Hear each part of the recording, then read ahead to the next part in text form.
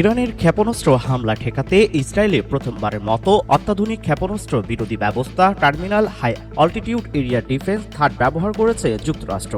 চলমান 12 দিনের রক্তকয়ী সংঘাতে থার্ড সিস্টেমের প্রায় 15-20% ব্যবহার করা হয়েছে বলে জানিয়েছে সামরিক ভিত্তিক ওয়েবসাইট মিলিটারি ওয়াচ ম্যাগাজিন। প্রতিবেদনে বলা হয়, সংঘাতের সময় ইসরায়েলের প্রায় 60-80টি থার্ড ইন্টারসেপ্টর ব্যবহার করা হয়েছে। প্রতিটি ইন্টারসেপ্টর উৎক্ষেপণের খরচ $12 থেকে $15 মিলিয়ন।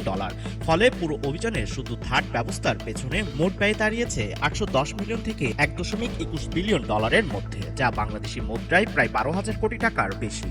ওয়াল স্ট্রিট জার্নাল জানিয়েছে, 2024 সালে ইসরায়েলে পুনরায় থার্ড মজুত করেছে যুক্তরাষ্ট্র, মূলত উত্তর কোরিয়া ও ইরানের ক্রমবর্ধমান ক্ষেপণাস্ত্র সক্ষমতার বিরুদ্ধে প্রতিরক্ষার জন্যই থার্ড সিস্টেমটি উন্নয়ন করা হয়। এদিকে ইরানের পক্ষ থেকে ইসরায়েলে বিভিন্ন শহরে চালানো ক্ষেপণাস্ত্র হামলায় ব্যবহৃত হয়েছে অত্যাধুনিক গাদর, এমাদ খেইবার সেকার ও ফাতা-1 হাইপারসনিক ক্ষেপণাস্ত্র। এর মধ্যে ফাতা-1 ঘন্টায় 15 ম্যাক গতিতে চলতে সক্ষম, যা থার্ড সহ যেকোনো প্রতিরক্ষা ব্যবস্থা দিয়ে ঠেকানো অত্যন্ত কঠিন।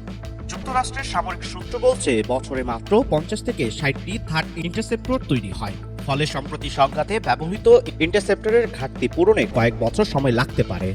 উল্লেখ্য, গত 13 জুন ইসরায়েল ইরানের বিরুদ্ধে হামলা শুরু করে। 12 দিনের সংঘাতে তেহরানের সামরিক, পারমাণবিক ও আবাসিক স্থাপনায় বিস্তৃত হামলা চালায় ইসরায়েল। এরই ধারাবাহিকতায় 22 জুন যুক্তরাষ্ট্রের যুদ্ধবিমান ইরানের নাতাজন, ফরদো ও ইস্পাহানের 3টি গুরুত্বপূর্ণ পারমাণবিক স্থাপনায় বোমা হামলা চালায়।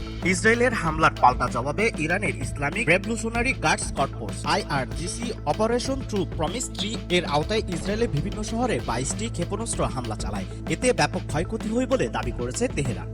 সবশেষ যুক্তরাষ্ট্রের প্রেসিডেন্ট ডোনাল্ড ট্রাম্পের মধ্যস্থতায় 24 জুন দুই পক্ষের মধ্যে যুদ্ধবিরতির কার্যকর হয়।